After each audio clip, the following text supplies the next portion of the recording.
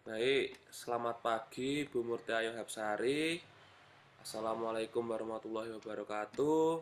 Di sini saya Dimas Lanang Nugroho sebagai moderator yang nantinya eh, memandu acara diskusi pada hari ini. Oke, baik. Ini Bu Murti kita hari ini akan membahas perjalanan RKUHP menuju final. RKUHP ini sebelumnya seringkali Bu dipermasalahkan di dalam maupun di luar dunia akademis, baik di masyarakat maupun di dalam kelas gitu, di dalam kelas-kelas mahasiswa maksudnya atau yang lain gitu. Tak jarang juga RKUHP ini dijadikan debat begitu.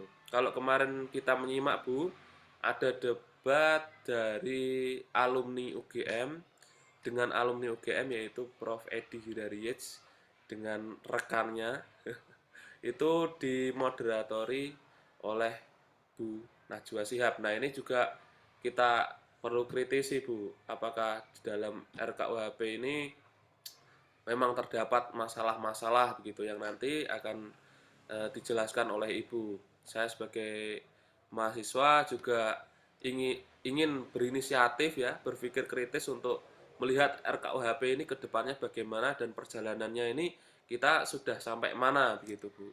Pada intinya kita hari ini membicarakan tentang RKUHP ini bagaimana kok sampai ada hal-hal yang bermasalah banyak eh, bertimbul pro kontra ini perjalanannya mulus enggak atau kalau kita dalam HTN itu kan bagaimana sih tata cara membuat undang-undang yang benar, apakah RKUHP ini sudah mewakili atau sudah apa ya meliputi pembentukan perundang-undangan yang benar. Apakah unsur masyarakat juga sudah dikaitkan di dalam sini nanti juga akan disampaikan oleh Ibu Murti. Oleh karena itu langsung saja Ibu Murti Ayu Hapsari SHMH saya persilahkan waktu dan tempat. Monggo. Oke, Mas Danang. Mas Dimas Lanang, jadi Mas Danang. Mas Lanang, terima kasih atas pembukaannya yang baik ya, betul sekali. Yang terkait dengan kedua dosen UGM yang kemarin ada diskusi di UI itu ya Kak, saya juga mengikuti dengan baik. Kebetulan beliau berdua itu merupakan guru saya dulu juga. Dan kalau ditanya saya masuk tim yang mana gitu kan, kayak pertama kali kan Mbak Nana menanyai beberapa audiens gitu, "Kamu masuk tim Mas Uceng atau, tim Prof. Edi?" Gitu ya. Ya saya di sini masuk ke tim yang Mas Uceng, karena ya beberapa hal saya lebih condong ke beliau gitu, tapi ya mungkin dalam beberapa, argumentasinya Prof. Edi juga ya, karena ya memang beliau sudah sangat mumpuni di bidangnya, ya ada beberapa hal yang betul-betul make sense gitu. Dan saya nilai juga kemarin itu perdebatan yang sangat baik gitu, bukan hanya semacam debat kusir, sangat berbobot dan sangat, apa namanya, beretika seperti itu, dan itu merupakan salah satu hal yang mungkin perlu kita apresiasi ya di, apa namanya, dalam ranah akademis kita. Kemudian terkait dengan, diskusi kita pada pagi hari ini, saya mungkin lebih akan menyoroti tentang value atau teori-teorinya ya. Jadi untuk terkait dengan pasalnya atau terkait dengan pemidanaannya dan lain sebagainya mungkin akan saya hindari karena nanti takutnya ada kesesatan dan lain sebagainya kan, karena saya background-nya bukan dari hukum pidana seperti itu. Jadi saya akan lebih menyoroti kepada, bagaimana terkaitan antara rancangan RKUHP ini terhadap demokrasi kita, begitu. Bismillahirrahmanirrahim. Jadi yang pertama mau saya tekankan, demokrasi ya. Kalau kita di kelas-kelas itu biasanya dikenalkan yang namanya demokrasi adalah pemerintahan oleh rakyat, untuk rakyat, oleh, untuk, dan kepada rakyat, seperti itu. Kekuasaan tertinggi ada pada rakyat, gitu kan biasanya kalau di kelas-kelas. Namun kemarin saya sempat mengikuti kelas tentang demokrasi dan inequality, demokrasi dan ketimpangan begitu, itu di Utrecht University dinyatakan bahwa demokrasi itu pada intinya adalah sebuah sistem pemerintahan di mana semua orang, everyone, itu memiliki kekuatan yang sama atau punya kesempatan yang sama dalam pembuatan atau pemutusan sebuah kebijakan. Begitu. Jadi di sini saya rasa pengertian ini jauh lebih konkret gitu ya kan, kalau misalnya pengertian selama ini seperti pemerintahan di tertinggi di tangan rakyat itu kan seperti apa, itu masih sangat abstrak. Tapi kalau saya lihat dari pengertian ini, di mana dinyatakan bahwa bahwa rakyat itu punya kesempatan yang sama atau punya kedudukan yang sama dalam hal pembuatan keputusan, berarti di sini bisa dengan logika yang dibalik gitu ya. Apakah ketika rakyat itu ada ketimpangan di mana misalnya kaum A itu lebih berpengaruh di dalam suatu pembentukan kebijakan dibandingkan dengan kelompok B gitu. Apakah itu masih bisa dikatakan sebagai sebuah demokrasi yang sehat? Di sini saya mengambil ada 3 kata kunci ya dari pengertian tadi. Yang pertama adalah sistem, kemudian kekuatan yang sama atau kesempatan yang sama. Yang ketiga adalah terkait dengan pembuatan kebijakan. Dari ketiga kata kunci ini saya sarikan bahwa yang namanya demokrasi yang baik itu adalah demokrasi yang mana semua masyarakat itu berpartisipasi di dalamnya.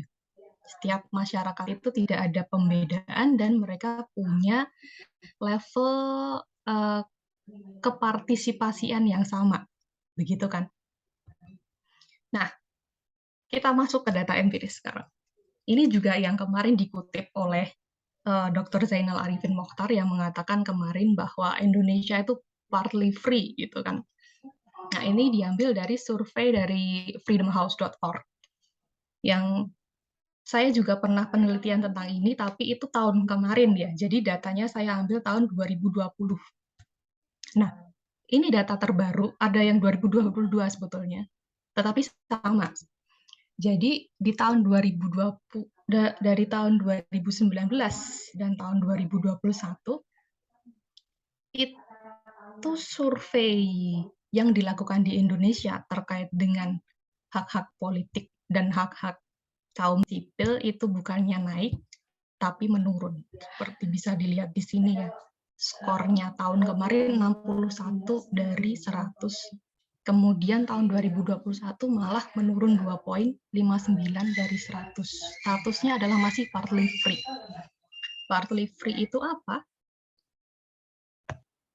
Oke. Partly free itu apa? Itu hanya sebagian free-nya. Free kebebasannya hanya sebagian, tidak tidak secara keseluruhan. Masih ada beberapa hak atau beberapa ada beberapa hak warga negara yang masih dibatasi. Maka dari itu tidak bisa dikatakan bahwa ini sepenuhnya free, seperti itu. Nah, itu sangat disayangkan sekali ya, karena kalau bayangan saya ya kan, setelah pandemi itu harusnya bukannya menurun, tetapi kan harusnya semakin membaik. Bukannya kita mau memaklumi bahwa semua aspek demokrasi ketika pandemi turun itu sesuatu yang bisa dimaafkan, bukan, tetapi ketika keadaan mulai membaik gitu, seharusnya poin ini bukannya semakin menurun, tetapi harusnya kan semakin naik seperti itu.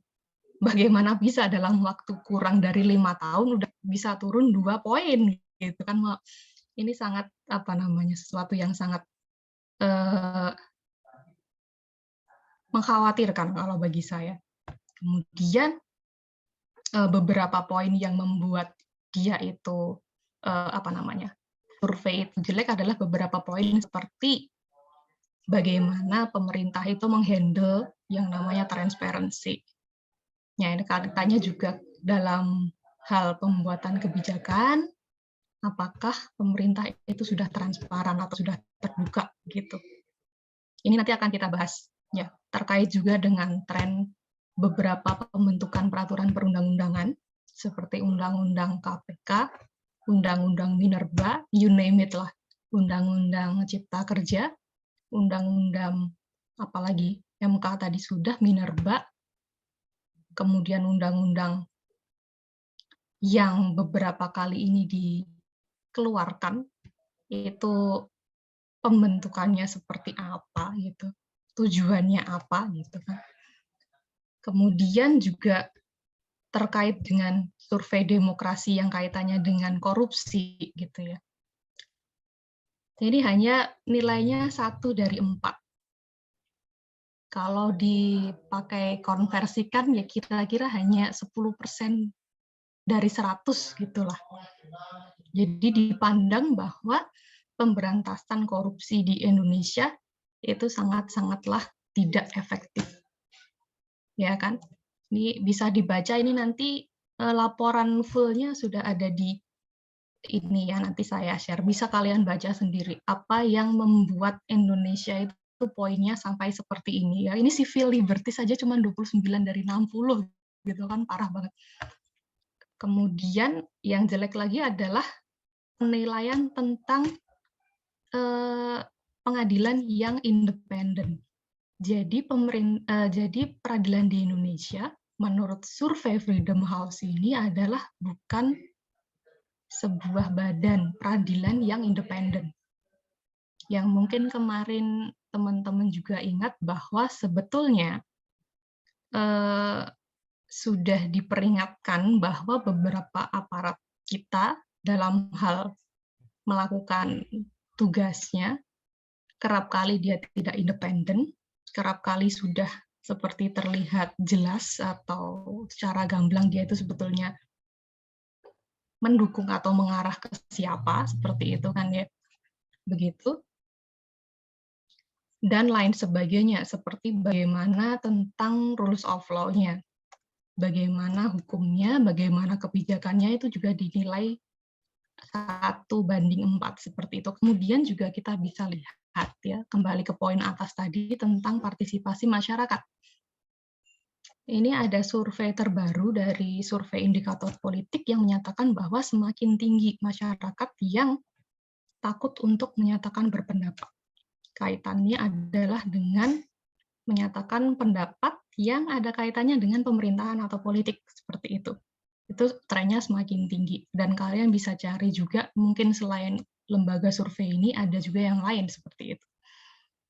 Nah, kita masuk ke pasal-pasalnya ini. Nah, ini kan sudah, saya rasa di luar sana sudah banyak sekali ya perdebatan tentang ini. Yang dinyatakan bahwa RUU KUHP ini adalah sebuah usaha untuk dekolonisasi. Begitu. Tapi ketika kita menemukan beberapa pasal ini, pasal 218, pasal 219, pasal 240, dan lain sebagainya, kita menemukan bahwa yang dikatakan dekolonisasi itu tidak demikian. Ada pasal yang menyatakan bahwa menyerang kehormatan dan harkat martabat presiden itu akan dipidana.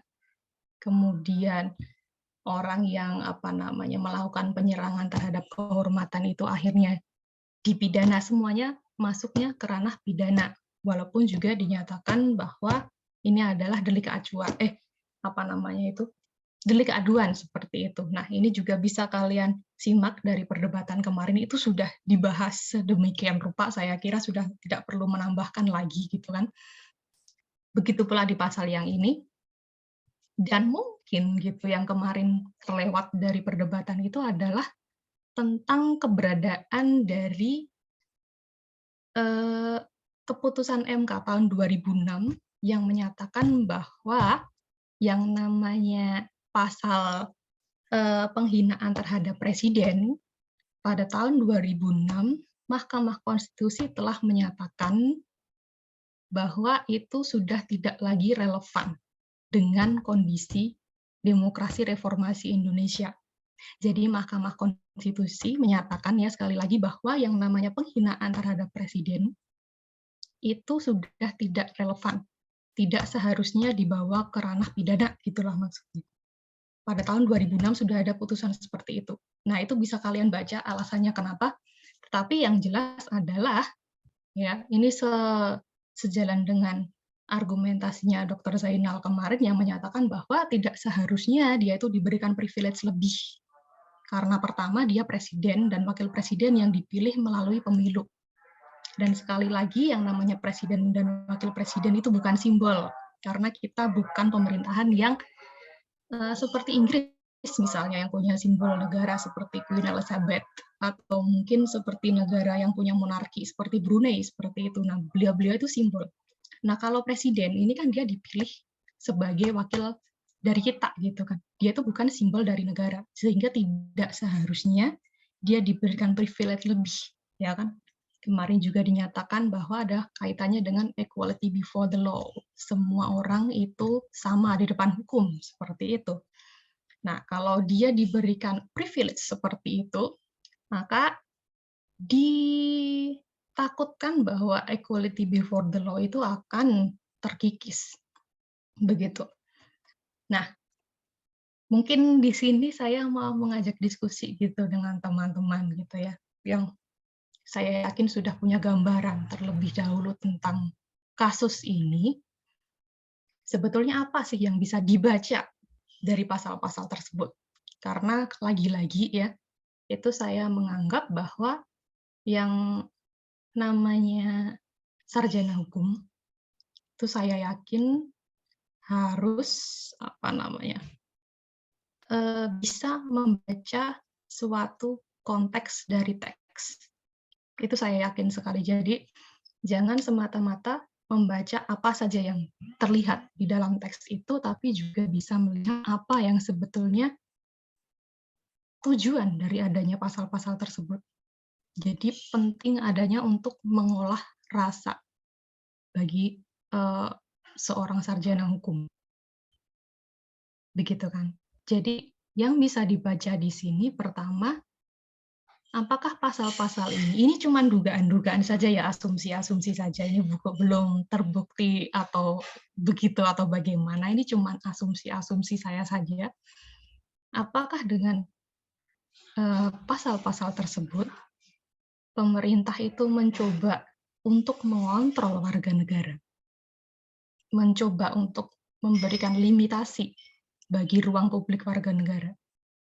Juga masih segar di ingatan kita kalau teman-teman mengikuti tentang kasus Kominfo kemarin yang sempat ngeblok ya Steam, PayPal dan lain sebagainya. Kebetulan juga teman-teman saya ada yang freelance, yang gamers-gamers gitu dan mereka betul-betul sangat ya seperti dunianya runtuh gitu loh melihat website-website yang mereka mencari penghasilan dari situ, kemudian secara apa namanya secara semena-mena ya walaupun pemerintah sudah mengklaim mereka melakukan sosialisasi tetapi mereka menganggapnya itu tuh masih sangat sepihak gitu tiba-tiba diblok.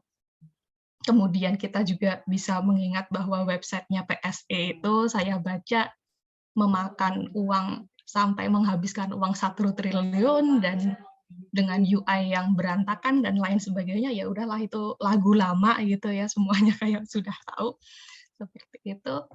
Sebetulnya apa gitu yang mau di apa namanya kan kita nggak bisa melihat suatu fenomena ini saya harap fenomena-fenomena ini bukan sesuatu yang terputus-putus gitu ya kita bisa melihat fenomena ini menjadi dalam satu gambaran yang utuh di negara kita ketika di satu sisi pemerintah dalam RUU KUHP-nya mengeluarkan pasal-pasal yang diduga bisa melimitasi hak-hak warga negara. Kemudian di sisi lain dia juga mengeluarkan ketentuan tentang kebebasan kita dalam hal berinternet seperti itu. Ini yang tentang PSE ini juga kalian bisa lihat di channelnya siapa, saya lupa itu. Yang ada kaitannya bagaimana Kominfo mungkin akan membatasi internet kita seperti yang dilakukan pemerintah Cina seperti itu. itu kan bisa dibaca gitu loh dengan fenomena-fenomena lain yang sedang terjadi seperti apa dan kita lihat sekarang seperti apa. Kenapa saya walaupun dari HTN mencoba untuk mengikuti beberapa isu-isu yang tidak ada kaitan, mungkin secara tidak langsung tidak ada kaitannya dengan HTN, tetapi tetap saya ikuti ya karena kita bisa melihat sesuatu itu dari helikopter view ya, dari atas. Kita bisa melihat gambaran lebih luasnya. Kenapa saya mempelajari ini? Oh, karena nanti bisa keterkaitan dengan ini. Jadi nanti kalau kita mau misalnya memberikan suatu kritisi, itu bisa perspektifnya lebih besar seperti itu. Kemudian yang kedua adalah apakah ini adalah suatu usaha pemerintah untuk melindungi dirinya sendiri? Kalau iya, mengapa dia perlu untuk melakukan itu? Kenapa dia dengan dengan sangat sigap dia langsung memasukkan pasal-pasal tersebut yang kemarin berdasarkan diskusi kemarin juga dinyatakan dia itu ada setelah buku 1 dan bab pertamanya adalah bab tentang ini gitu. Mengapa begitu kan? Kemudian ini saya mau membagi juga tentang inequality in democracy atau sebuah ketimpangan dari demokrasi. Ini adalah salah satu topik yang saya pelajari ya ketika saya ada short course di Utrecht itu, yang dinyatakan bahwa hakikatnya, ya ini tadi yang saya ungkit yang di atas tadi, dinyatakan bahwa hakikatnya warga itu punya kesempatan untuk berpartisipasi dalam pembentukan kebijakan. Mereka punya kesempatan yang sama, pun mereka juga punya kewajiban yang sama, dan mereka juga punya tanggung jawab yang sama. Seperti yang sudah dicita-citakan ya, mungkin dari tadi kita pakai konsepnya barat-barat terus, saya mau meng-quote dari Muhammad Hatta yang menyatakan bahwa hakikat demokrasi yang baik itu adalah ya seperti ini, semua warga negara berkesempatan untuk berpartisipasi dalam pembentukan kebijakan, kemudian dia juga menggunakan kesempatannya dengan baik, dan dia juga bertanggung jawab atas suaranya tersebut. Jadi tidak sekedar ngomong saja, tapi dia juga bertanggung jawab terhadap apa yang dia katakan begitu. Nah, dalam hal ini inequality atau ketimpangan itu bisa mempengaruhi jalannya demokrasi. Pihak yang lebih tinggi diberikan akses dan dapat memberikan pengaruh dalam pembentukan kebijakan. Nah, dalam hal ini biasanya ketimpangan itu atau ketidakseimbangan itu faktornya banyak. Bisa mungkin karena ketimpangan dalam bidang ekonomi, ketimpangan dalam hal gender, kemudian ketimpangan dalam ras, dan lain sebagainya. Ya kan? Dalam kasus ini itu ada tentang perusahaan Disney yang dia itu pada tahun kemarin dia itu memberikan sponsor kepada baik Hillary dan Trump. Jadi dia memberikan bantuan keuangan pemilu baik kepada Hillary dan kepada Trump. Kepentingannya itu untuk apa? Seperti itu kan bisa kita bisa identifikasi kenapa seorang pemodal besar, seorang bilioner, seorang yang punya harta besar itu memberikan suntikan dana kepada politikus misalnya. Kalau tidak untuk mungkin memberikan tekanan-tekanan tertentu terhadap suatu pembuatan kebijakan. Juga mungkin sangat masih fresh juga di ingatan kita bagaimana para pengusaha-pengusaha di Indonesia yang akhirnya dia itu menentukan ingin nyalek atau dia menentukan masuk ke dalam suatu pemerintahan gitu kan, untuk apa gitu kan. Kemudian dengan implikasi tersebut gitu kan kita bisa melihat bahwa sebetulnya di dalam Indonesia ini yang dalam kaitannya dengan pembentukan kebijakan, kita bisa lihat bahwa sebetulnya ada beberapa pihak yang dalam hal ini memiliki kekuatan finansial yang lebih, itu bisa lebih mempengaruhi pembuatan kebijakan gitu. Bagaimana implikasinya rancangan RUKUHP ini terhadap demokrasi nantinya? Ketika kondisi ketimpangan ekonomi itu sudah kita bisa lihat ya, bagaimana efeknya.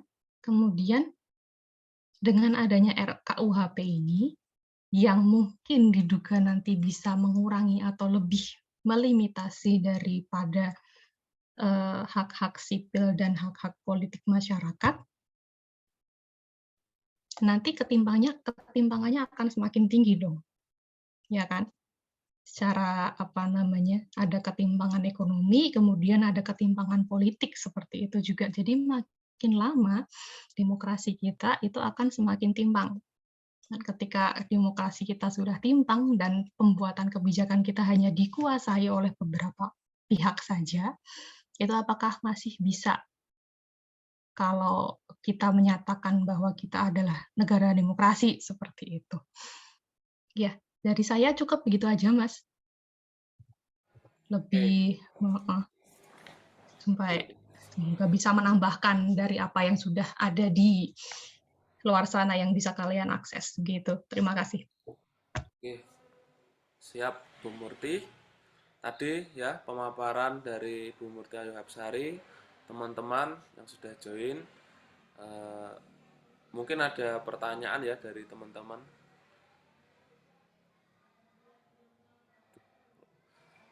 Masa teman-teman diminta pertanyaan langsung ada yang live, Bu? Gak popo, Mas, santai wae. Jadi, Sabtu-sabtu. iya, santai. Ya, di sini kita bisa melihat ya, negara ini arahnya ini kemana, Bu, gitu. Kalau misalnya negara ini mau mengontrol rakyatnya, mau mengontrol warga negaranya ini juga digadang-gadang juga akan menjadi suatu eh, basis kekuatan politik juga pada akhirnya begitu. Kenapa demikian? Saya melihat ketika ada perubahan dalam pemerintahan ya, itu secara langsung dan tidak langsung. Itu mengapa ada APH di situ, ada aparat penegak hukum tuh cuman diam saja begitu. Dia tidak mempunyai apa ya, vokal yang lebih. Padahal ya kalau kita melihat di dalam kejaksaan, dulu saya pernah berkunjung ke Kejati Jogja, itu ada seorang jaksa di sana yang dimana dia Mhm. itu ingin vokal banyak tapi dia bilang saya hanya seorang jaksa gitu. Apakah ya profesi penegak hukum itu malah membatasi seseorang dalam berdemokrasi gitu loh, Bu? Apakah dia juga membatasi dalam hak-hak bersuara begitu? Kalau dulu yang saya pelajari dalam hal ini ya, eh, pertama kali pertanyaan saya ketika ada pemilu, kenapa tentara dan polisi itu nggak memilih begitu. Ternyata mereka itu netral begitu, tidak memihak sana, tidak memihak sini. Tapi ini kita lihat dampaknya itu bagaimana untuk ke depan. Misalnya eh, memang kalau aparat ini langsung dikontrol oleh dalam dalam apa ya, kontrolnya atau alatnya presiden ini tentu saja sangat berbahaya gitu loh, Bu. Apalagi dalam RKUHP ini, RKUHP diterapkan ke dalam masyarakat dan seolah-olah pejabat itu tidak apa ya, tidak tidak serta merta dia itu tidak boleh dihina, tapi dia juga bagaimana kalau dia menghina dari lembaganya sendiri ya, seperti yang dimaksud Mas Uceng kemarin, Bu. Itu menjadi salah satu sindiran lah bagi kita semua, bagaimana negara memperlakukan kita sebagai masyarakat begitu. Nah, ini juga menarik tadi yang disampaikan Ibu Murti terkait ini pemblokiran itu ya, meskipun hanya beberapa dolar di PayPal, Paypal. tapi kan tetap kita harus menariknya Bu, atau buat transaksi gitu kan. Itu juga salah satu apa ya, migrain terberat, apalagi kemarin katanya ya mau ada mesin telusur baru Gatot Kaca itu, ya mungkin manuver-manuver ya dari Kominfo Bu. Nah ini lalu di partisipasi publik tadi saya banyak mengkritisi ini tentang undang-undangnya, bagaimana partisipasi publik kalau tadi berdasarkan data itu vokal dari apa masyarakat itu berkurang. Nah, lalu kalau masyarakat nggak berminat dengan negara, gimana nanti kehidupan berkesinambungannya? Ya udah negara-negara sendiri, masyarakat sendiri. Ataukah sistem demokrasi ini akan berubah gitu Bu? Yang dimana kita ini demokrasinya berbeda dengan Amerika, jadi mirip-mirip Amerika gitu. Itu Bu. Ya, mhm. Ya betul sih, itu sebetulnya juga keresahan dari saya juga. Semakin mempelajari gitu ya, semakin mempelajari yang betul seperti ini dan kenyataannya adalah negara kita bukannya mendekati yang betul, tapi malah menyimpang makin lama gitu kan. Nilai indeks demokrasi menurun, dibarengi dengan apa namanya, korupsi yang semakin nyata-nyata bisa kita lihat gitu ya, mereka sudah nggak lagi sembunyi-sembunyi sekarang. Kita bisa dengan akal sehat, dengan logika sederhana pun sudah bisa apa namanya, mengidentifikasi hal tersebut gitu. Dan terkait juga tentang apa ya namanya, kelama-kelamaan masyarakat itu semakin tidak mau itu ya, itu kan juga keterkaitan dengan apatisme. Itu juga pernah saya baca dari, ketika masyarakat itu apa namanya, jadi yang namanya apatisme itu malah jauh lebih berbahaya ketimbang kita mungkin melakukan suatu hate speech, atau kita melakukan penyerangan terhadap pemerintah-pemerintah tertentu gitu kan. Karena yang namanya apatisme itu kan sudah betul-betul, bodo amat, tidak peduli sama sekali ini mau negara dibawa kemana saya tidak ambil pusing, saya tidak peduli dan lain sebagainya, dan itu malah jauh lebih berbahaya daripada mungkin melakukan serangan-serangan kepada pemerintah. Ya kalau secara logika sederhana kalau masih mau melakukan serangan itu kan masih peduli gitu ya dengan keberadaannya pemerintah. Mungkin kritik-kritik itu kan ada karena kita memperhatikan apa namanya, jalannya pemerintah, kebijakannya seperti apa kan kita bisa kritisi karena kita peduli. Tapi kan kalau kita tidak peduli sama sekali, mungkin apa namanya, pemilu juga sudah tidak berpartisipasi, kebijakan tentang apapun juga mungkin tidak compliant sama sekali, gitu kan jadi sangat berbahaya. Karena yang namanya negara gitu ya, kalau ingat di kuliah ilmu negara itu kenapa negara bisa ada, salah satu teorinya menyatakan adalah karena ada sekumpulan masyarakat yang menghendaki negara itu ada. Lah kalau sekarang masyarakatnya tidak menghendaki atas negara itu, apakah masih bisa disebut negara? Gitu kan. Simpelnya tuh seperti itu. Mungkin kalau arisan aja belum belum bisa disebut Bu. Betul sekali. Jadi ya itu yang mau saya apa, garis bawahi dari diskusi kita kali ini adalah tentang bagaimana kesetimpangan atau eee, apa sih inequality itu bahasa Indonesianya yang lebih tepat itu? Ketidaksamarataan gitu ya dalam masyarakat itu bisa mempengaruhi jalannya demokrasi. Itulah kenapa di dalam parlemen kita itu ada misalnya kuota 30% perempuan, gitu kan. Itu kan untuk memenuhi, apa namanya, adanya keseimbangan antara perempuan dan laki-laki, atau mungkin nanti juga di depannya bisa ada aturan tentang, ras suku tertentu yang bisa masuk ke parlemen. Mungkin nggak semuanya orang Jawa, kebanyakan orang Jawa kan sangat Jawa sentris sekali. Kemarin juga dikritisi kan, mungkin tentang penggunaan simbol-simbol seperti wayang dan lain sebagainya di apa namanya, event-event nasional, walaupun itu kan event nasional, kenapa menggunakan simbol-simbol Jawa gitu kan. Walaupun juga dinyatakan setelah Pak Harto lengser katanya sudah tidak mau Jawa sentris seperti itu. Apa namanya, itu juga bisa diminimalisir begitu. Kalau kamu sendiri gimana menurutmu, Lanang? Yang mana dulu nih, Bu? Ya monggo terserah. Ini kan kita Oh, santai-santai aja. yang apa ya? Mengenai aparatur ini banyak sekali Bu yang menyoroti tentang aparatur ini kerjanya bagaimana begitu. Karena kemarin ada kasus Brigadir J ya, itu juga sampai sekarang ini masih masih apa ya, dalam proses. Nah, inilah inilah yang jadi kepercayaan publik itu menurun terhadap pemerintah ya. Salah satunya Polri yang bagian dari pemerintah gitu. Mereka dengan sengaja, dengan apa ya, dengan jabatannya mungkin ya, dengan posisinya itu malah menyalahgunakan seolah-olah mereka itu menjadi mafia gitu. Ini yang malah menjadi ngeri gitu. Dulu yang sebenarnya yang menghapus red notice Joko Chandra itu nggak jauh-jauh juga dari institusi tersebut. Nah, ini juga jadi dilema gitu. Di Indonesia ini bagaimana?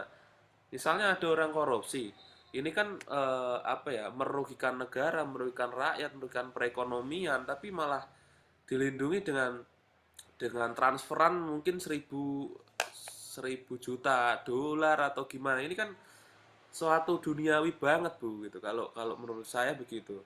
Nah, gimana kalau misalnya semua itu direnovasi? Ya, ini juga menarik kalau mau merenovasi Polri, mau merenovasi bagaimana sistem di dalam Indonesia ini. Untuk itu Bu, saya juga mengkritisi tentang ini.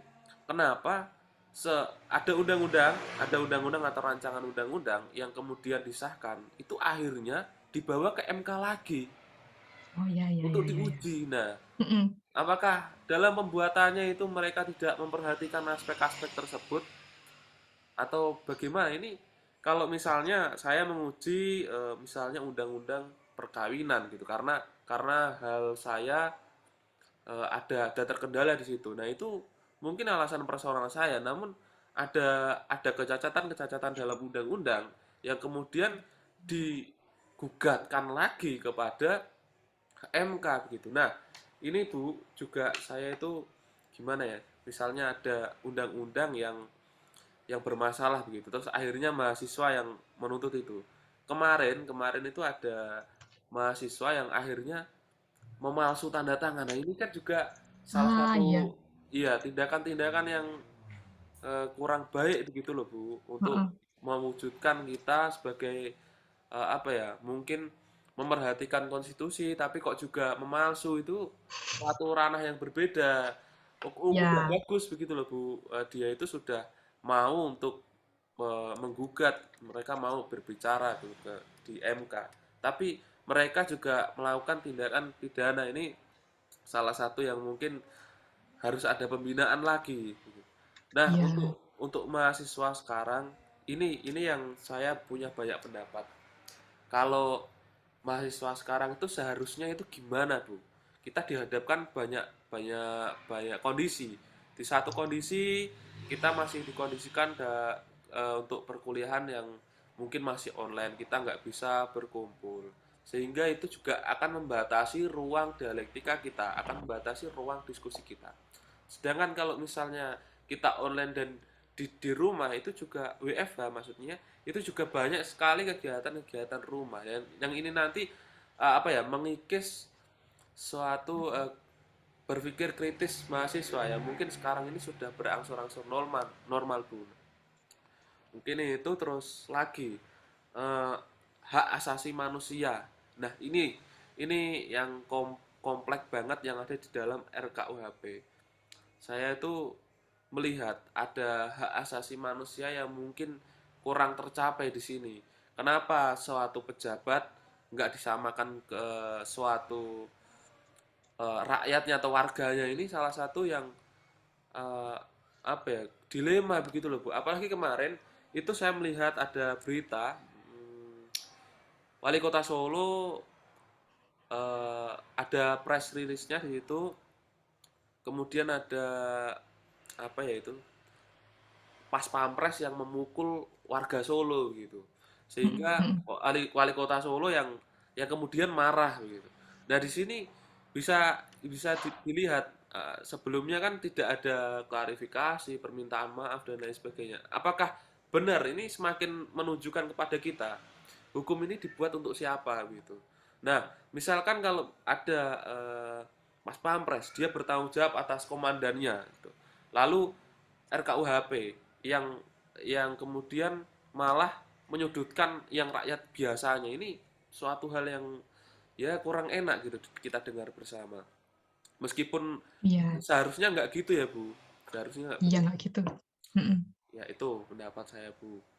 Iya betul. Nah, untuk yang terkait dengan MK itu ya memang secara teorinya itu bisa saya jelaskan bahwa sebetulnya dia itu adalah, kan kita tahu MK itu adalah bertugas sebagai seorang bukan penafsir demokrasi, penafsir Undang-Undang Dasar, penafsir konstitusi, yang mana dia juga punya kewenangan untuk menjaga jalannya demokrasi. Kalau kita ingat teori trias politika itu kan dinyatakan kekuasaan kita dibagi jadi 3 nih, kekuasaan eksekutif, legislatif, dan eksekutif, legislatif, yudikatif, gitu kan. Jadi mereka bertiga itu jalan bersama-sama dan juga melakukan kontrol atas satu sama lain. Nah, kontrol dari MK yang dalam hal ini kaitannya adalah dengan menguji undang-undang itu adalah sebagai suatu kontrol juga bagi pemerintah, gitu kan. Jadi ketika misalnya dalam hal ini eksekutif dan legislatif itu membuat suatu peraturan perundang-undangan yang sekiranya bisa mencederai hak asasi rakyat atau warga negara, maka di sini ada satu lembaga yang bisa meluruskan hal tersebut. Jadi konstruksinya atau desainnya seperti itu. Jadi ketiga kekuasaan ini itu diharap bisa saling melengkapi. Ketika ada satu yang melenceng, maka ada satu yang bisa meluruskan. Gitu. Maka dari itu MK ada untuk bisa menguji peraturan perundang-undangan begitu. Tetapi kemarin yang seperti dikhawatirkan oleh Dr. Zainal atau Mas Uceng itu juga ada benarnya, karena pada kenyataannya itu banyak yang menggunakan fungsi tersebut untuk membuat peraturan yang mungkin ugal-ugalan gitu ya, untuk membuat peraturan yang mungkin tidak dikaji dengan baik sebelumnya, dengan dalih atau dengan alasan bahwa nanti kan juga bisa dibawa ke MK gitu. Kita serahkan aja pada MK bagaimana keputusannya seperti itu. Nah, itu adalah sebuah kesalahan dalam berpikir kalau boleh saya bilang, karena memang fungsi itu ada, tetapi peruntukannya bukan seperti itu. Fungsi dari MK untuk menguji peraturan perundang-undangan itu adalah untuk menegakkan hak-hak konstitusional warga negara, untuk melindungi warga negara kita dari potensi-potensi penyalahgunaan kewenangan dari 2 cabang kekuasaan yang lain, gitu. Kemudian tentang kamu khawatir mahasiswa harus gimana gitu ya, saya juga bingung. Tapi ya hakikatnya kita agak lepas dulu dari ilmu hukum aja nggak apa-apa gitu ya. Hakikatnya kalau mau negara kita baik, itu yang jangan muluk-muluk dulu, kita harus jadi orang baik dulu. Kan kamu juga tahu kan ya ukuran mahasiswa yang baik itu seperti apa. Saya juga sendiri juga harus menjadi dosen yang baik. Ya, dosen yang baik itu seperti apa ya? Kalau kuliah ya jadwalnya kuliah, jadwalnya ujian ya ujian, jadwalnya mengeluarkan nilai ya mengeluarkan nilai, gitu aja kan. Jadi sesuai tupoksinya aja. Saya rasa juga ketika semua orang, termasuk yang saudara tadi sebutkan seperti polisi, kejaksaan, dan lain sebagainya, itu juga melaksanakan tugasnya dengan sesuai apa tupoksinya, itu harusnya tidak seperti itu. Nah, kejadian semua ini yang sudah saudara jabarkan tadi, itu kan terjadi karena ada beberapa atau banyak pihak yang akhirnya tidak melaksanakan apa yang seharusnya dia laksanakan, gitu kan logikanya. Sebetulnya sesederhana itu sih kalau menurut saya. Jadi banyak kekacauan. Misalnya kamu lah dalam suatu organisasi, terus kamu punya bendahara, kemudian bendaharanya tidak bekerja sesuai dengan apa yang tugas dia yaitu mengelola keuangan. Kan satu organisasi jadi kalang kabut kan, bagaimana cara mengcovernya begitu. Jadi kita harus melihat bahwa diri kita itu adalah satu dari sebuah sistem yang besar. Di mana kalau kita tidak melaksanakan fungsi kita yang baik, maka ada fungsi-fungsi yang lain yang akan terganggu, begitu. Kalau saya pandang sih seperti itu. Terus kalau terkait dengan polisi dan TNI itu saya angkat tangan aja deh, nggak mau komentar, itu udah terlalu pelik gitu.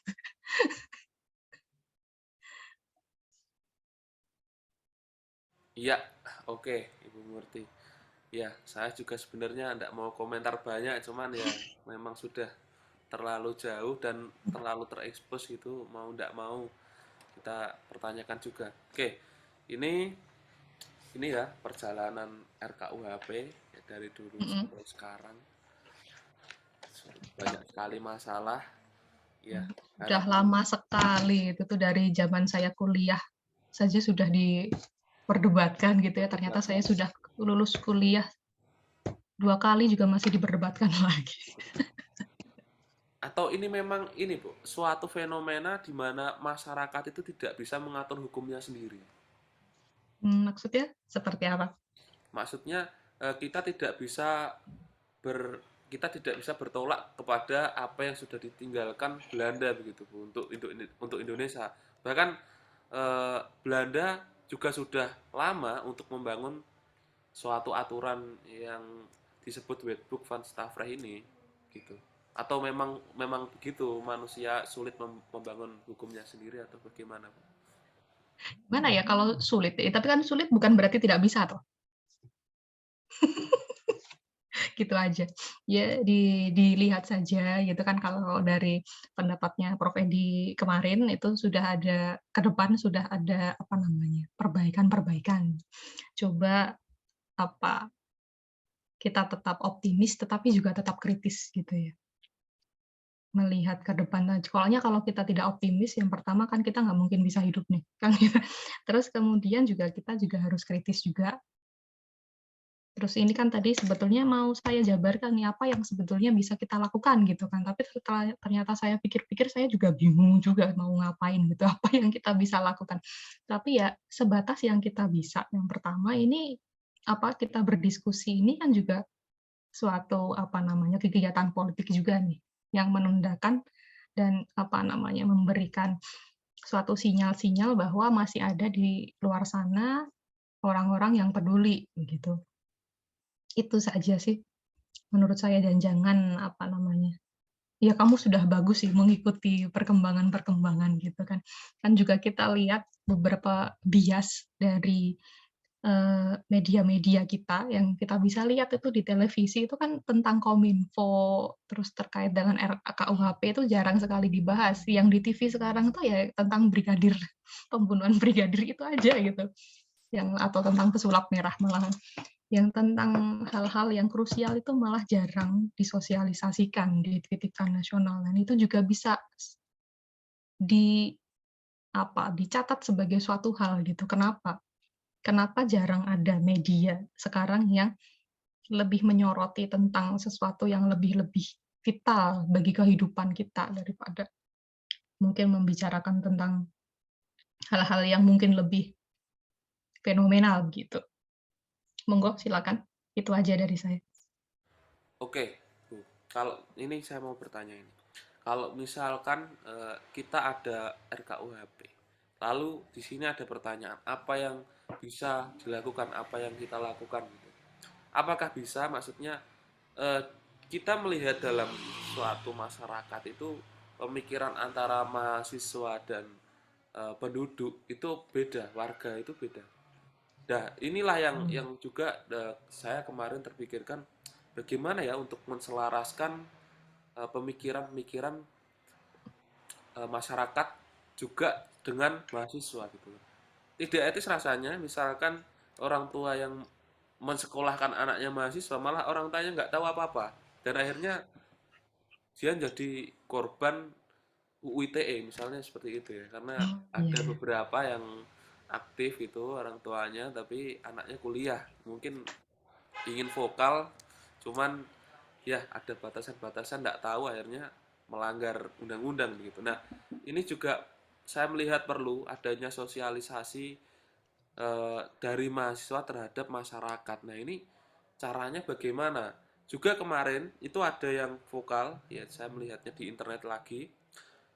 Kenapa desa yang setiap tahun itu ada KKN, tapi masih stagnan, masih begitu-begitu saja? Apakah misalnya ada mahasiswa nih KKN, dia sudah menjalankan A B C D, itu tidak memperoleh suatu poin terhadap KKN-nya itu, atau memang tidak dilanjutkan gitu. Tadi yang di sumber itu juga dijelaskan, ada orang yang komen, Bu, kita itu butuh dana. Desa juga sudah ada dananya. Kalau kita lihat, apakah setiap desa di Indonesia korupsi, juga big as question ya, big pertanyaan yang besar ya. Mungkin itu.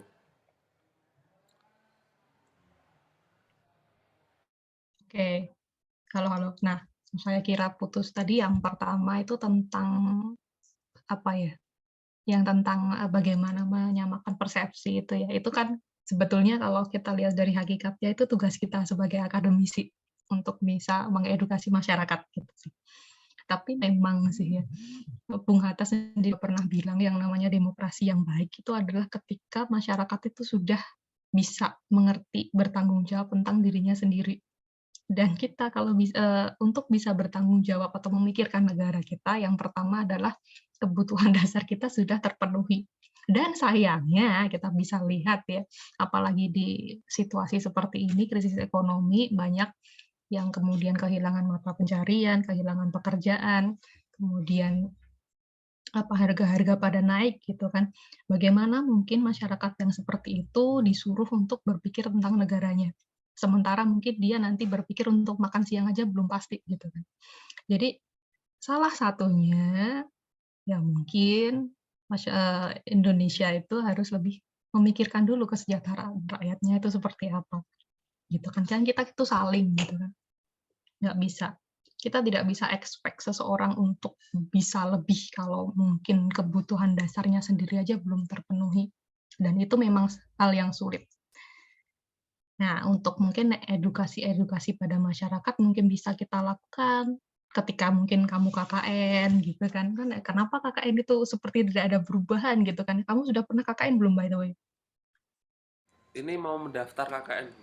Oh iya, nanti kamu merasakan sebetulnya yang bikin stagnan itu apa. Kadang juga kadang yang bikin stagnan itu adalah juga pemerintah desanya yang memang mau mempertahankan status quo sebetulnya, nggak mau. Maunya gini-gini aja. Kadang memang seperti itu. Dan memang susahnya itu memang seperti itu. Ada beberapa desa atau mungkin kita bisa bilang beberapa lembaga itu yang memang tidak ada visi ke depan, maunya mempertahankan status quo. Karena ya kenapa harus maju, orang begini saja kita sudah cukup kok, kita segini aja udah bikin sudah bisa hidup kok gitu kan. Kemudian ya itu aja sih. Kalau dari saya, kalau saya dulu KKN juga agak gimana ya?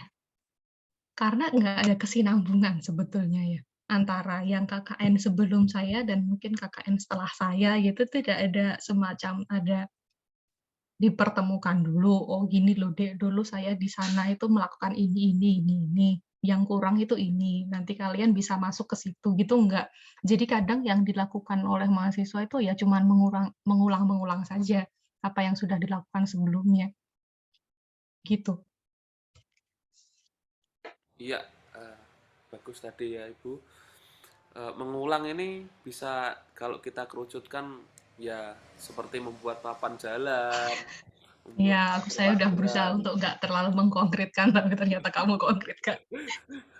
Iya, itulah yang Mhm. jadinya kita itu stagnan gitu negaranya. Kalau kalau misalnya ini kita kembali ke RKUHP. Ini kalau kita membuat perbandingan antara hukum Indonesia dan di negara lain, itu kira-kira bagaimana, Bu? Apakah di negara lain juga ada perubahan? Apakah negara lain itu juga mempunyai masalah yang sama dalam birokrasinya? Mungkin gitu.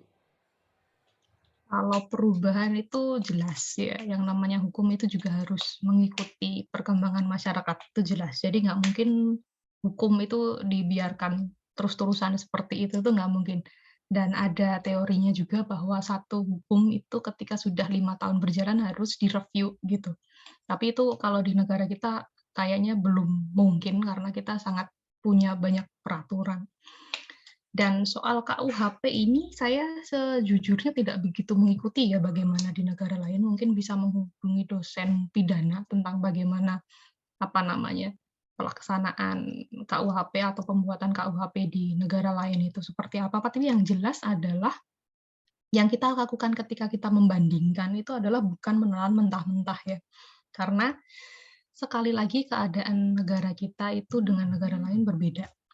Dan yang bagusnya juga ya, kemarin saya tuh membaca tentang hukum di negara lain seperti mungkin di Jepang atau di Amerika, ada beberapa hal yang di suatu daerah itu legal, tapi di daerah lain tidak. Nah, itu menurut saya sangat bisa diterapkan di Indonesia karena kita kan punya ukuran moral yang berlainan antara kita dan orang Aceh itu kan punya standar tentang baik buruk yang lain. Dan ketika itu disamakan ya, saya juga pernah baca yang namanya semuanya disamakan tanpa melihat background dan kondisi sosial yang ada itu akan menjadi ketidakadilan itu ada di situ karena kita dipaksakan semua sama. Padahal pada hakikatnya kita punya batasan-batasan atau beberapa value yang berbeda gitu.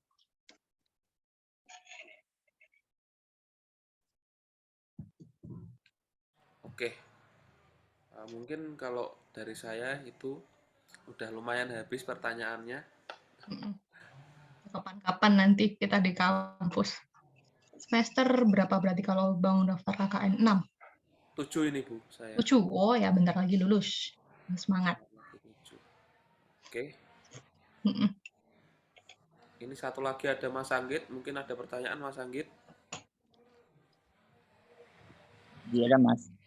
Oke, Oke, silakan Mas Anggit. halo. Kayaknya tadi ngomong nggak ada deh. Oh, nggak ada. Oh, ya, saya tuh terlalu ini. Mungkin bilangnya nggak ada, tapi saya dengarnya ada. Karena yang nggak ada itu Kominfo. Wah, yang Kominfo tuh seru banget ya mengikutinya tuh. Ya.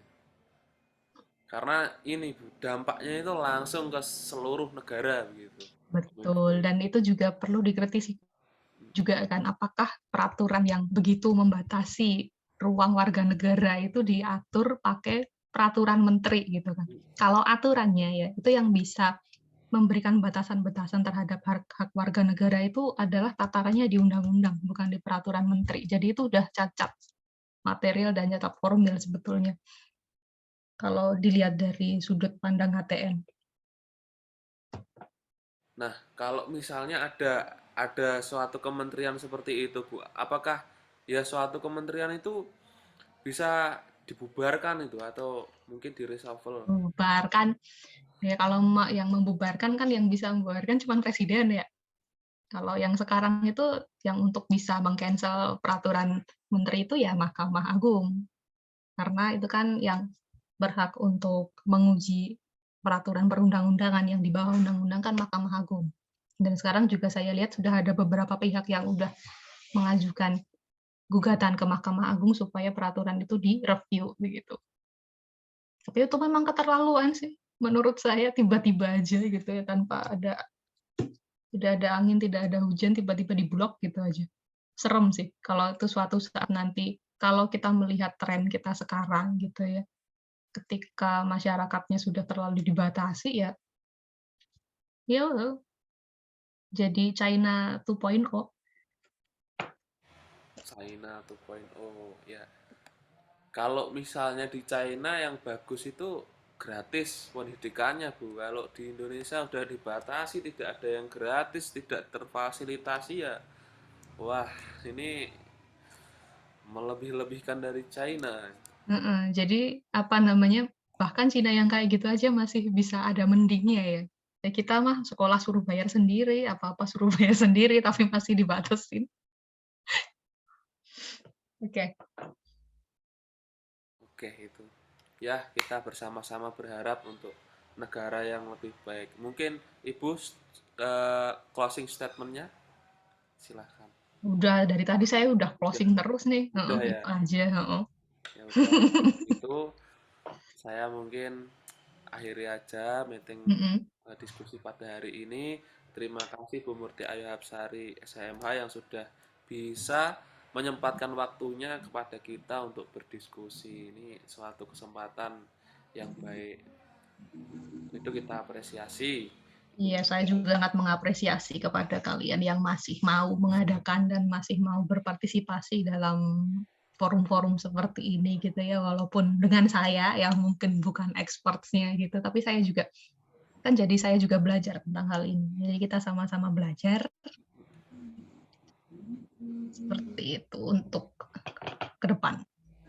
Oke, baik. Baik kalau begitu. Terima kasih banyak ya Bu Murti. Mungkin kita kedepannya bisa ketemu lagi di suatu forum diskusi. Saya izin mengakhiri. Wabillahi taufiq walhidayah. Wassalamualaikum warahmatullahi wabarakatuh. Waalaikumsalam warahmatullahi wabarakatuh. Terima kasih, Bu. Ya, makasih. Saya Liv ya. Ini Bu. Baik.